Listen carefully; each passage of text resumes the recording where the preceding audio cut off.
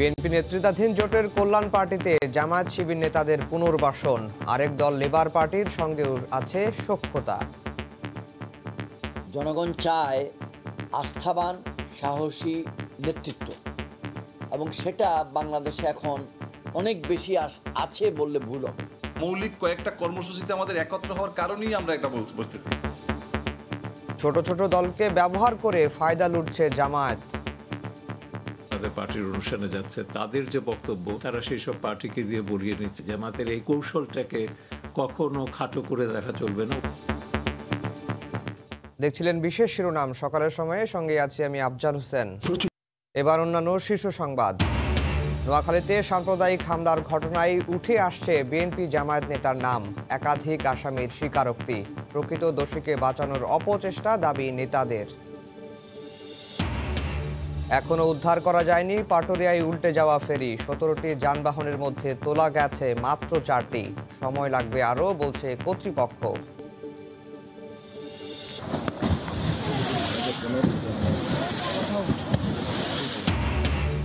ফের পদ্মার ভাঙনের কবলে রাজবাড়ীর গোদার বাজার এলাকা, 100 মিটার এলাকা নদী গর্ভে বিলীন, হুমকির মুখে শহর রক্ষা বাঁধ, বসত বাড়ি সহ বিভিন্ন স্থাপনা।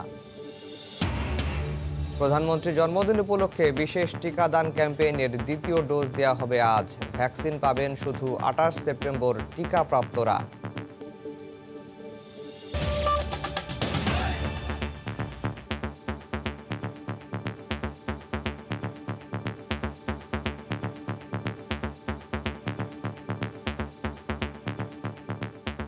বিএনপি নেতৃত্বাধীন জোটভুক্ত কল্যাণ পার্টি হয়ে উঠেছে যুদ্ধাপরাধের দায়ে কোণঠাসা জামায়াত ইসলামীর পুনর্বাসন কেন্দ্র।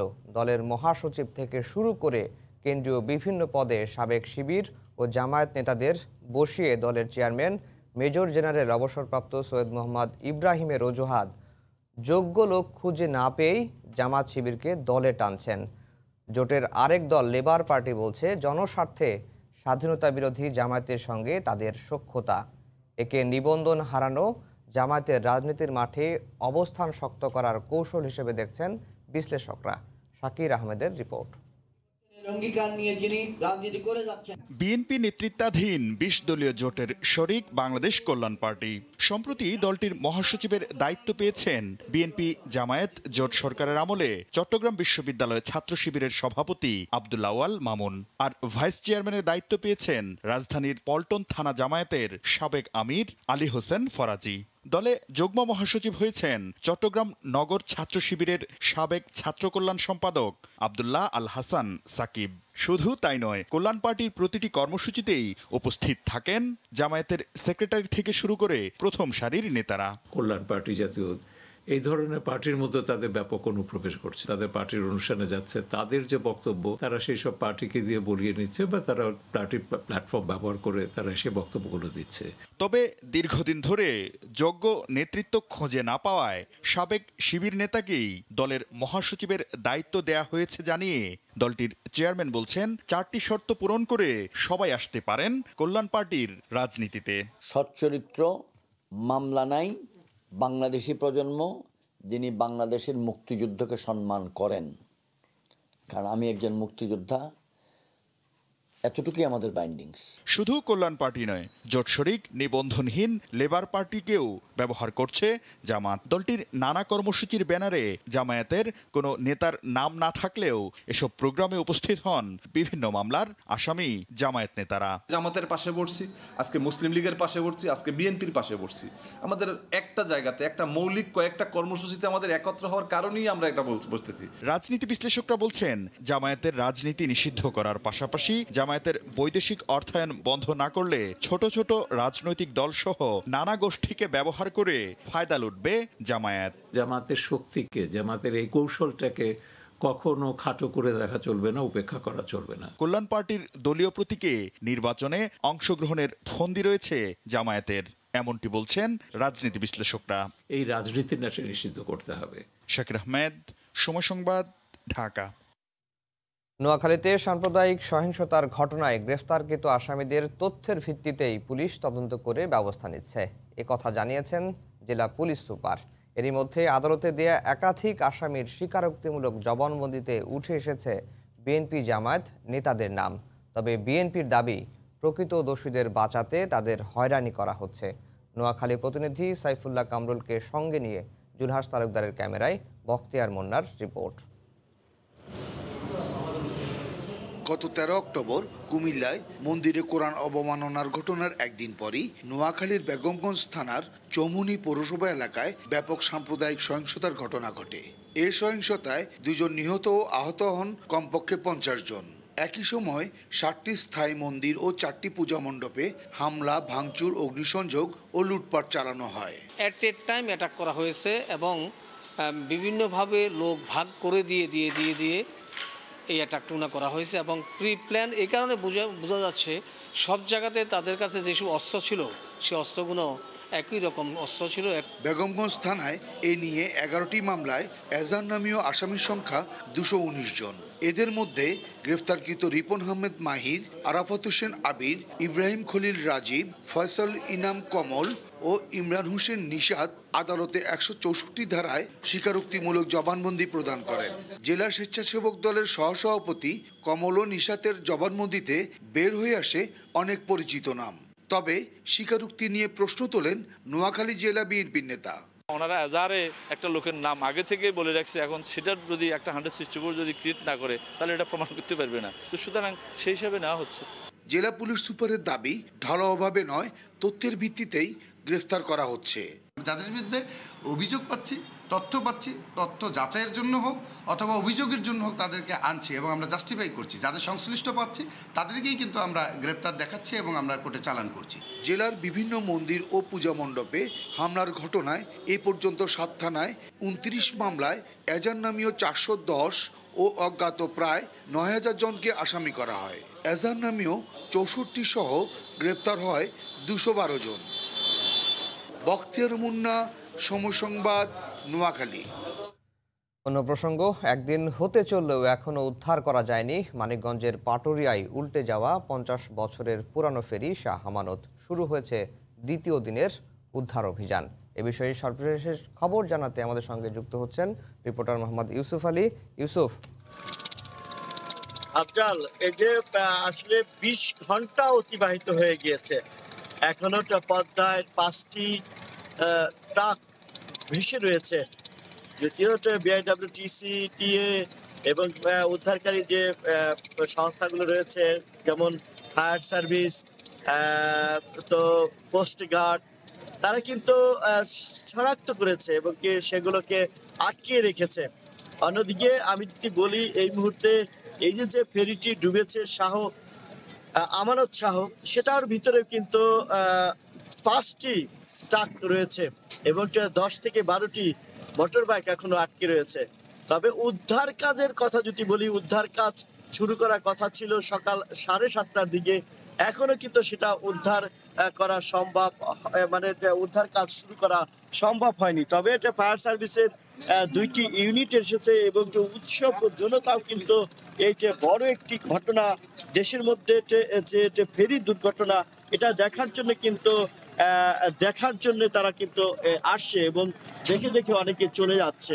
তো প্রত্যয় যে আসার কথা ছিল অক্ষম হামজা কিন্তু এখন সক্ষম ভাবে দাঁড়িয়ে আছে, কিন্তু সক্ষম যে প্রত্যয় আসার কথা রয়েছে, 2টা শক্তিকে একত্র করে যখন কাজ করবে হামজা এবং প্রত্যয়ের 2টি সক্ষমতায় এই ফেরিটি উদ্ধার করা সম্ভব হবে কিনা সেটাকে নিয়ে কিন্তু তারা কাজ করছে, কিন্তু কখন আসবে সেটা কিন্তু এখনো অজানা। অন্যদিকে এই যে পাটুরিয়া পদ্মা নদীর মাঝে যে ভাসমান রয়েছে, যে 5টি যে ট্রাক, বিশেষ করে কভার্ড ভ্যান, এই ভ্যানের ভিতরে কোটি কোটি টাকার কিন্তু সম্পদ রয়েছে। সেক্ষেত্রে এখানে কিন্তু তারাও ভিড় করছে।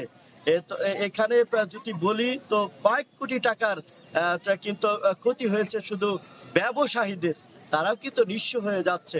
পাটুরিয়া দৌলতদিয়া নোটে এই যে রোরো ফেরি, যেগুলো একদম লক্কর ঝক্কর, প্রায় 9টি ফেরি রয়েছে। এই ছিল আফজাল আমার কাছে পাটুরিয়া ঘাট থেকে সর্বশেষ অবস্থা। আফজাল। মানিকগঞ্জের পাটুরিয়া ঘাট থেকে আমাদের সঙ্গে যুক্ত হয়েছিলেন সহকর্মী। পদ্মার তীব্র ভাঙনের কবলে পড়েছে রাজবাড়ীর গোদার বাজার এলাকা। একদিনেই প্রায় 100 মিটার এলাকা বিলীন হয়ে গেছে নদী গর্ভে। হুমকির মুখে রয়েছে শহর রক্ষা বাঁধ, শত শত বসত বাড়ি, শিক্ষা প্রতিষ্ঠান সহ বিভিন্ন স্থাপনা। ভাঙন কবলিত জায়গাগুলো চিহ্নিত করে ব্যবস্থা নেওয়া হচ্ছে বলে জানিয়েছেন স্থানীয় পানি উন্নয়ন বোর্ড। রাজবাড়ী থেকে করিম ইসহাকের তথ্য ছবি নিয়ে রিপোর্ট।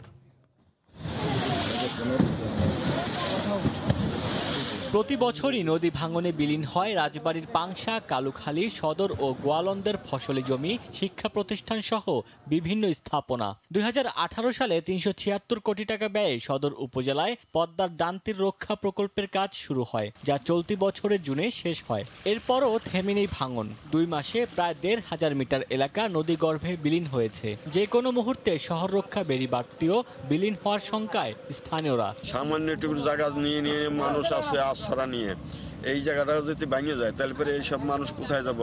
নদীতে অনেক সমস্যা করতেছে, অনেক জ্বালা যন্ত্রণা হচ্ছে, বাড়িঘর ভেঙে যাচ্ছে। ভাঙতেছে, ভেঙেই যাচ্ছে, আমাদের কোনো ব্যবস্থা হচ্ছে না। যে কোনো একটা ব্যবস্থা করে দিলে পরে এই এলাকার লোকজন একটু শান্তিতে বুঝছেন থাকতে পারে। 1985 সাল থেকে চলতি বছরের সেপ্টেম্বর পর্যন্ত নদীতে বিলীন হয়েছে 9,960 হেক্টর জমি। এর মধ্যে সদর উপজেলা থেকে গোয়ালন্দ উপজেলা পর্যন্ত 8,000 হেক্টর, সদর থেকে কালুখালী 260 হেক্টর, কালুখালী থেকে পাংশা উপজেলা 1,700 হেক্টর জমি। এ অবস্থায় ভাঙন রোধে দ্রুত স্থায়ী কাজ শুরু হবে বলে জানিয়েছে পানি উন্নয়ন বোর্ড। যে এক্সিস্টিং কাজগুলো চলতেছে সেগুলো আমরা রিপেয়ারের কাজ করতেছি। এই মুহূর্তে ব্যাগ বস্তা ব্যবহার করতেছি, আর পানি নামার পরে আমরা সিসি ব্লক দ্বারা নতুন করে এই জায়গাটা পুনর্নির্মাণ করব। এদিকে ভাঙন ঠেকাতে পানি সম্পদ মন্ত্রণালয় দ্রুত কাজ শুরু করবে বলে জানান জেলা প্রশাসক। এখানে বিশেষজ্ঞ দ্বারা একটা তদন্ত করে যেন উপযুক্ত কার্যক্রম গ্রহণ করা হয়, সেই জন্য আমি পানি সম্পদ মন্ত্রণালয়কে অনুরোধ জানিয়ে চিঠি লিখেছি। তো আশা রাখছি যে সামনের বর্ষা মৌসুমের আগেই এই ভাঙনের কাছাকাছি জায়গাগুলোতে উপযুক্ত পদক্ষেপ গ্রহণ করা হবে। 2 বছরে জেলায় ভাঙনের কবলে বসত ভিটা হারিয়েছে 860টি পরিবার।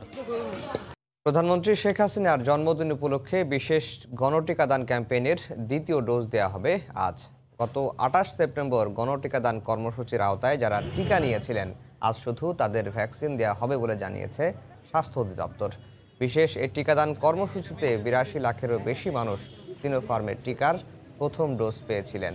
দেশের সব জেলা, ইউনিয়ন, পৌরসভা, সিটি কর্পোরেশন এলাকায় আজ তারাই দ্বিতীয় ডোজ পাবেন। স্বাস্থ্য অধিদপ্তর জানায় এই টিকাদান ক্যাম্পেইনে কোনো প্রথম ডোজ টিকা দেওয়া হবে না। সকাল 9টা থেকে শুরু হয়ে বিকেল 3টা পর্যন্ত টিকাদান কর্মসূচি চলবে।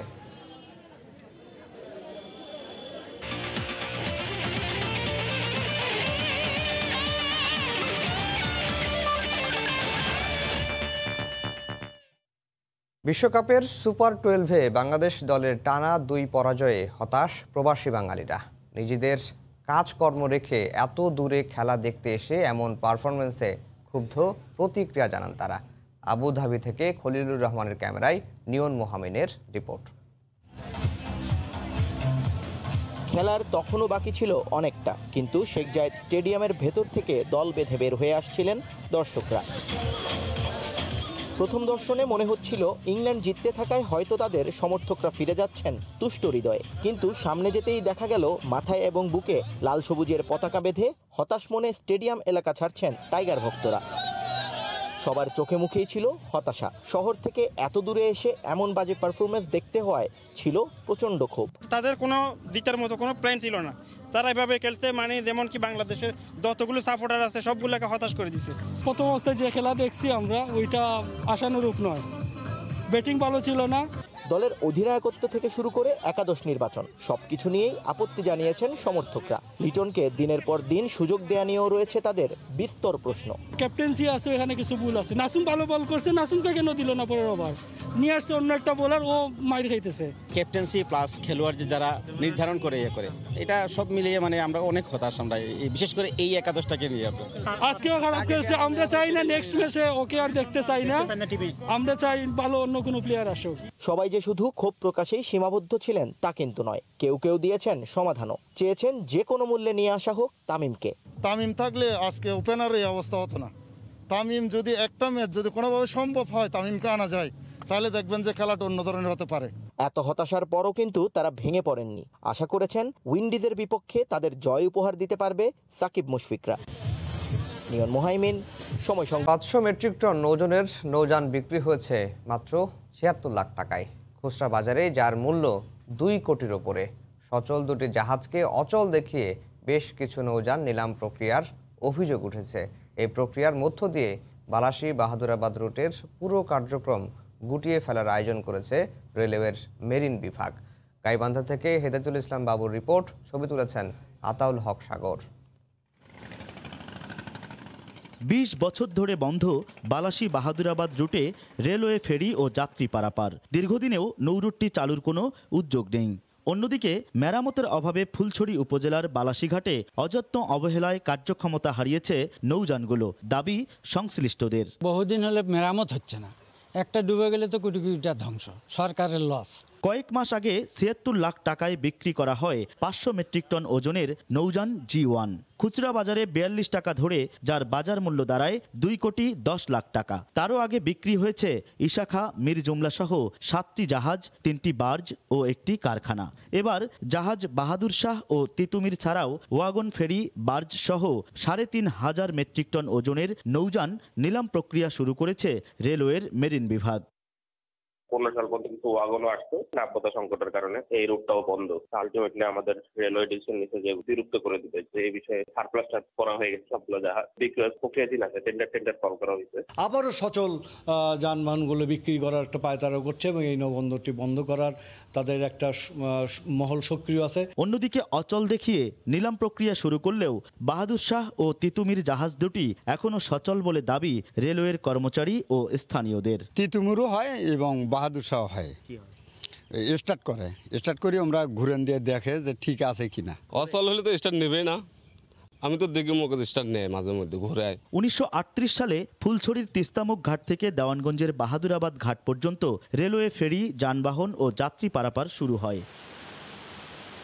বেশ কয়েকটি জাহাজ, ওয়াগন, পল্টন সহ মূল্যবান এসব যন্ত্রপাতি নিলাম প্রক্রিয়ার মধ্য দিয়ে 83 বছরের ইতিহাসের ইতি টানতে যাচ্ছে রেলওয়ে বিভাগ। বালাসীঘাট থেকে হেদায়েতুল ইসলাম বাবু, সময় সংবাদ, গাইবান্ধা। সমুদ্রবন্দর মোংলায় স্থলপথে যাতায়াতের একমাত্র পথ খুলনা মোংলা মহাসড়ক, কিন্তু সংস্কারের অভাবে সড়কের কয়েক কিলোমিটার অংশ যান চলাচলের অনুপযোগী হয়ে পড়েছে।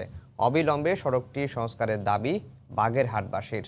সড়ক ও জনপথ বিভাগ জানায়, সড়কটি 6 লেনে উন্নীত করার একটি প্রকল্প অনুমোদনের অপেক্ষায় রয়েছে। বাগেরহাট থেকে আলী আকবর টুটুলের তথ্য ও সোহাগ আহমেদের ছবিতে রিপোর্ট। খানাখন্দে বেহাল দশা খুলনা মোংলা মহাসড়কের। সবচেয়ে বেশি ক্ষতিগ্রস্ত রামপার উপজেলার চেয়ারম্যান বাড়ির মোড়, 0 পয়েন্ট, বগুড়া ব্রিজ সহ বেশ কয়েকটি স্থান। চলাচলের অনুপযোগী প্রায় 6 কিলোমিটার অংশ, ফলে ঝুঁকি নিয়ে প্রতিদিন চলছে হাজার হাজার যানবাহন। ঘটছে নানা দুর্ঘটনা। এতে পণ্য পরিবহনে লাগছে বাড়তি সময়, আর খরচ হচ্ছে বাড়তি অর্থ। যানবাহনের যন্ত্রাংশ নষ্ট হচ্ছে, তাই স্থায়ী সমাধানের দাবি জেলাবাসীর। ভাঙাচুরা আছে, এই সমস্যা, গাড়ি ধাক্কায়, গাড়ির পাতি ভাঙে, টায়ার বাস্ট হয়, মানুষ বসতে পারে না, কোনো রুগী বা কোনো কিছুই এই রোড দিয়ে নিয়ে যাওয়া যায় না। শিগগিরই যেন এটা সংস্কার হয় এবং মানুষের যেন দুর্ভোগ থেকে আল্লাহ তাদের মুক্তি দেয়। রোডটা মানে স্থায়ী সংস্কার করা হোক। সড়কটি সংস্কার করে 6 লেনে উন্নীত করতে একটি প্রকল্প অনুমোদনের অপেক্ষায় বলে জানান সড়ক ও জনপথ বিভাগের কর্মকর্তা। 6 লেনের এই প্রকল্পটি অনুমোদন হবে। এটা অনুমোদন হলে এই সড়কের যে আর কোনো সমস্যা, যানবাহন চলাচলে আর কোনো সমস্যা থাকবে না। 1984 সালে নির্মাণ করা হয় 30.5 কিলোমিটারের খুলনা মোংলা মহাসড়ক। দীর্ঘ সময় পেরিয়ে গেলেও সড়কটি বড় ধরনের কোনো সংস্কারের উদ্যোগ নেওয়া হয়নি। সময় সংবাদ, বাগেরহাট। আবারও করোনার ভ্যাকসিন প্রসঙ্গ। প্রধানমন্ত্রী শেখ হাসিনার জন্মদিন উপলক্ষে বিশেষ গণটিকা দান ক্যাম্পেইনের 2য় ডোজ দেওয়া হবে আজ। এ বিষয়ে বিস্তারিত জানাতে রাজধানীর ধানমন্ডিতে আছেন রিপোর্টার ফারুক ভূঁইয়া রবিন। সরাসরি চলে যাচ্ছি তার কাছে। রবিন, আফজাল, আজকে যে আপনারা জানেন যে প্রধানমন্ত্রী শেখ হাসিনার জন্মদিন উপলক্ষে গত 28 সেপ্টেম্বর যেই গণটিকা ক্যাম্পেইন কার্যক্রম চলেছিল, সেদিন যারা প্রথম ডোজ টিকা নিয়েছিলেন তাদেরকে আজকে দ্বিতীয় ডোজ দেওয়া হচ্ছে। অল্প কিছুক্ষণ পরেই সেই কার্যক্রম শুরু হবে। মূলত সকাল 9টা থেকে রাজধানী সহ সারা দেশে এই কার্যক্রমটি শুরু হবে। আমরা আসলে এর মধ্যেই দেখতে পাচ্ছি যে সকাল 9টা বাজতে এখনও প্রায় 1.5 ঘন্টার মতন সময় বাকি রয়েছে, কিন্তু তার মধ্যেও যে টিকা প্রত্যাশী অনেকেই কিন্তু যে টিকা কেন্দ্রে আসতে শুরু করেছেন তারা দ্বিতীয় ডোজ নেওয়ার জন্য অনেকে আপনারা দেখতে পাচ্ছেন যে টিকা কার্ড এবং মানে যে SMS নিয়ে তারা এসেছেন, এবং অনেকে আপনারা দেখতে পাচ্ছি যেটা যে টিকা কর্মী যারা রয়েছেন তারাও কিন্তু তাদের যে আনুষঙ্গিক যে কার্যক্রম সেটিও কিন্তু তারা এখানে সম্পন্ন করে রেখেছেন। আপনারা দেখছেন যে টিকার জন্য প্রয়োজনীয় যে টিকা এবং যে সিরিঞ্জ সহ যে অন্য যে সরঞ্জামাদি সেগুলো কিন্তু এরই মধ্যে যে কেন্দ্রে চলে এসেছে, এবং মানুষ যাতে সহজে যেন বুঝতে পারে যে এখানে আসলে যে টিকা দেওয়া শুরু হবে, টিকা যে দ্বিতীয় ডোজ দেওয়া হবে, সেই কারণে কিন্তু এখানে যে ক্যাম্পেইনের যে ব্যানার সহ বিভিন্ন যে জিনিসগুলো রয়েছে সেগুলো যে টানানো হচ্ছে। আমরা একটি বিষয় যদি জানাতে চাই যে গত যে 28 সেপ্টেম্বর প্রধানমন্ত্রী শেখ হাসিনার জন্মদিন উপলক্ষে 81 লাখ যে টিকা মূলত দেওয়া হয়েছিল, প্রথম ডোজ দ্বিতীয় ডোজ এবং যে বিশেষ ক্যাম্পেইন, এই দুটো আসলে যে মিলে একটা বিষয় যদি আপনাকে জানাতে চাই, গত 28 সেপ্টেম্বর প্রধানমন্ত্রী শেখ হাসিনার জন্মদিন উপলক্ষে প্রথম দিনে 66 লাখেরও বেশি যে মানে প্রথম ডোজ দেওয়া হয়েছিল মানে গণটিকার আওতায়। তারপর দিন 11 লাখেরও বেশি টিকা দেওয়া হয়েছিল গণটিকা ক্যাম্পেইনের আওতায়। এর বাইরেও কিন্তু যে নিয়মিত যে টিকাদান কর্মসূচি সেগুলো কিন্তু অব্যাহত ছিল। অর্থাৎ এখানে কিন্তু যে সরকারের তরফ থেকে যে কথাটি বলা হচ্ছে যে এই কর্মসূচি গণটিকা কার্যক্রম কর্মসূচির মাধ্যমে একদিকে যেমন যে প্রধানমন্ত্রীর জন্মদিন উপলক্ষে মানুষকে টিকার আওতায় আনা হয়েছে, ঠিক একইভাবে যে স্বাস্থ্য অধিদপ্তর কিংবা যে স্বাস্থ্য বিভাগের যে সক্ষমতা টিকাদান কর্মসূচিতে সেটিও কিন্তু যে আরেকবার মানে প্রমাণিত হয়েছে। সেই জায়গাতে কিন্তু স্বাস্থ্য অধিদপ্তরের তরফ থেকে এবং স্বাস্থ্যমন্ত্রী নিজেও কিন্তু সংবাদ সম্মেলন করে বলেছিলেন যে গণটিকা যেহেতু একটি যে সক্ষমতা জানান হয়েছে যে একদিনে 80 লাখের মতন টিকা দেওয়া হচ্ছে, সে কারণে সামনেতেও তারা এই ধরনের গণটিকা ক্যাম্পেইন কার্যক্রম পরিচালনা করতে চান। তো এই ছিল আমার কাছে সবশেষ খবরাখবর। আফজাল, গণটিকা ক্যাম্পেইনের খবর জানাতে রাজধানীর ধানমন্ডির থেকে আমাদের সঙ্গে যুক্ত হয়েছিলেন সহকর্মী ফারুক ভুঁইয়া রবেন। ইতালির রোমে আয়োজিত G20 সম্মেলনকে কেন্দ্র করে পুরো নগরীতে ব্যাপক নিরাপত্তা ব্যবস্থা নেওয়া হয়েছে। সম্মেলনের দিন কয়েকটি সংগঠন বিক্ষোভের ডাক দেয়ায় নগরীর গুরুত্বপূর্ণ কিছু রাস্তা বন্ধ করে দেওয়া হয়েছে। সম্মেলন কেন্দ্রের 10 কিলোমিটার পর্যন্ত রেড জোন ঘোষণা করা হয়েছে। ইতালি থেকে বিস্তারিত জানাচ্ছেন জুমানা মাহমুদ। ইতালির রাজধানী রোমে আগামী শনি ও রোববার অনুষ্ঠিত হতে যাচ্ছে 2 দিনব্যাপী G20 সম্মেলন। এখানে বিশ্বের 20টি দেশের রাষ্ট্র ও সরকার প্রধান কিংবা তাদের প্রতিনিধিদের অংশগ্রহণের কথা রয়েছে। তবে কোন কোন দেশের সরকার প্রধান আসবেন তা নিয়ে কঠোর গোপনীয়তা রক্ষা করা হচ্ছে বলে জানিয়েছে স্থানীয় গণমাধ্যম। এদিকে সম্মেলনকে ঘিরে রোমে ব্যাপক নিরাপত্তা ব্যবস্থা গ্রহণ করা হয়েছে।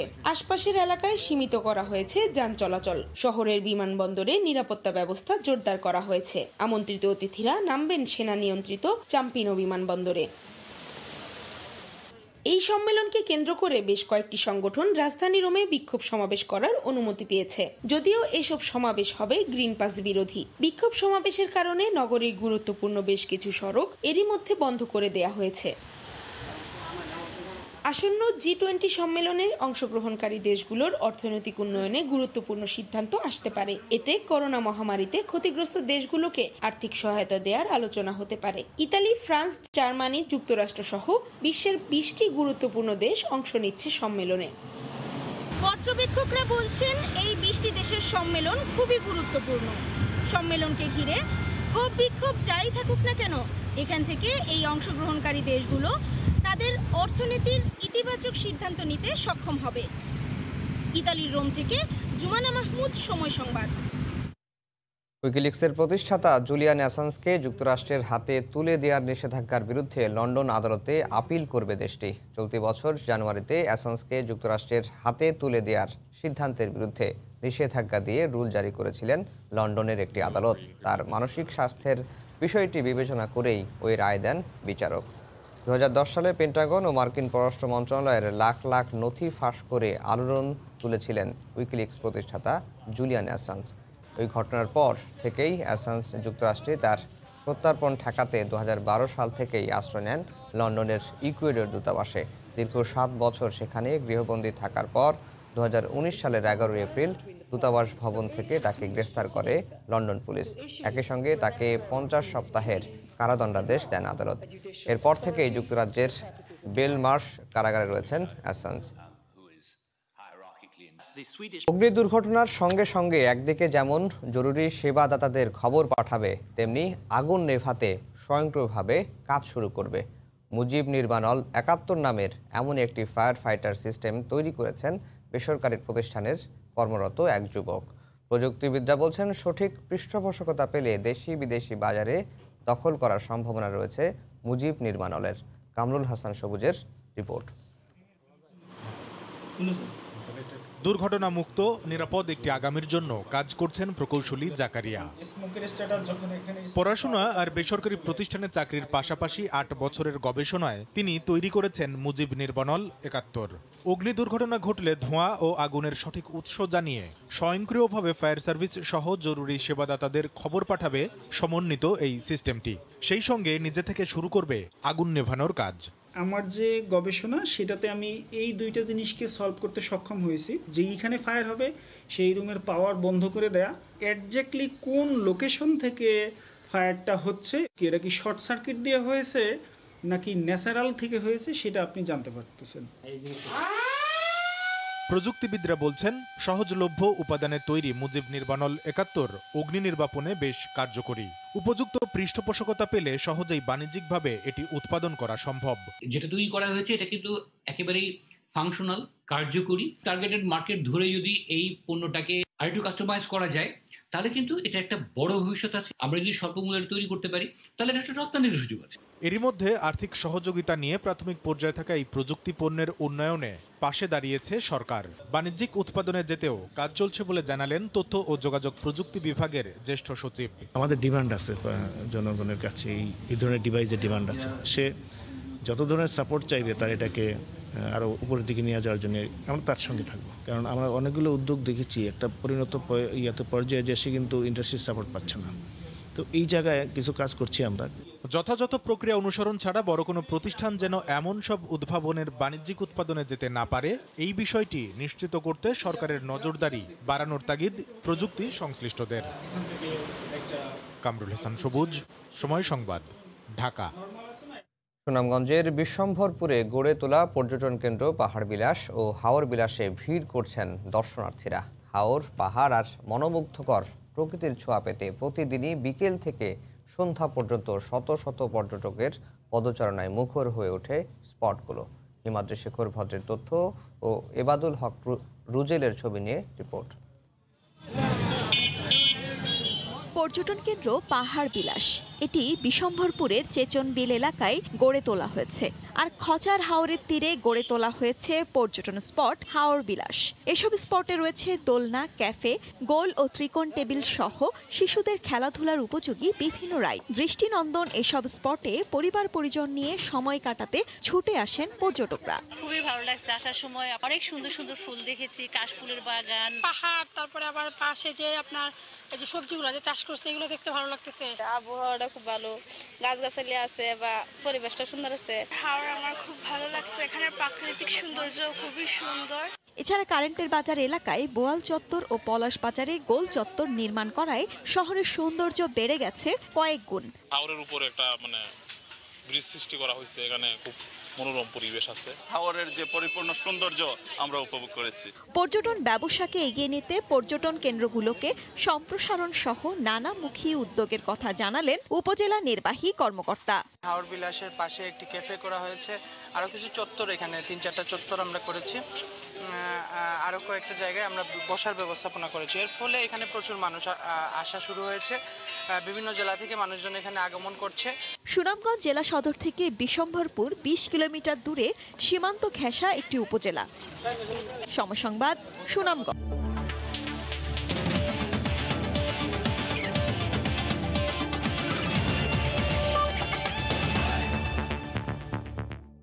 সচেতন হয়ে পেশাদারিত্ব বজায় রেখে কথা বলতে বাংলাদেশ ক্রিকেট দলকে সতর্ক করেছে বিসিবি। সমালোচকদের আয়নায় চেহারা দেখতে বলে নতুন বিতর্কের জন্ম দেন মুশফিকুর রহিম। সিনিয়র ক্রিকেটারদের এমন মন্তব্য না করে মাঠের খেলায় মনোযোগ দেওয়ার কথা বলেন বিসিবির মিডিয়া কমিটির চেয়ারম্যান জালাল ইউনুস। বিশ্বকাপ চলা অবস্থায় গণমাধ্যমে খেলোয়াড়দের অপেশাদার মন্তব্যে বিব্রত ক্রিকেট বোর্ড। হুমায়ুন কবির রোজের রিপোর্ট। সব ম্যাচে হাতে আসছি, সেটা কি আপনারা খুশিভাবে নেবেন?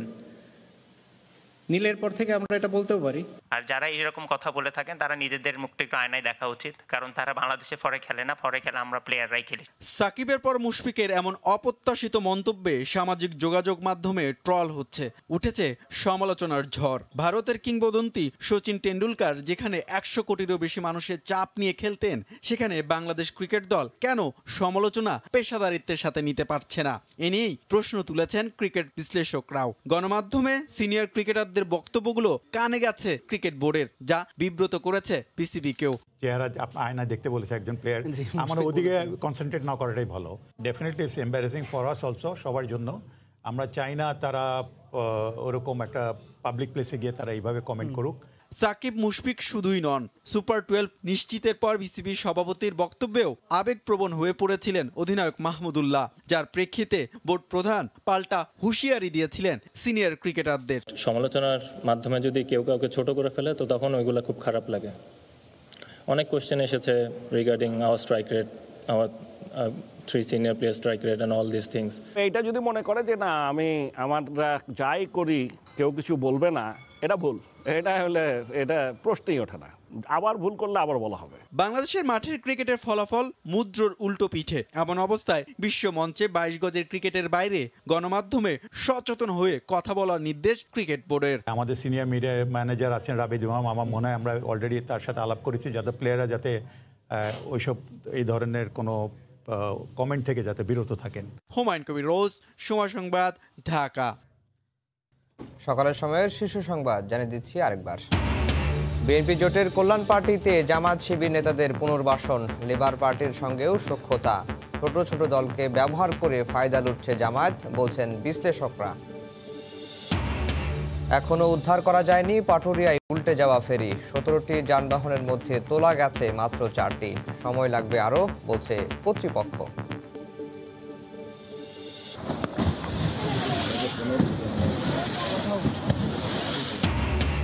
ফের পদ্মার ভাঙনের কবলে রাজবাড়ীর গোদার বাজার এলাকা। 100 মিটার এলাকা নদী গর্ভে বিলীন, হুমকির মুখে শহর রক্ষা বাঁধ, বসত বাড়ি সহ বিভিন্ন স্থাপনা।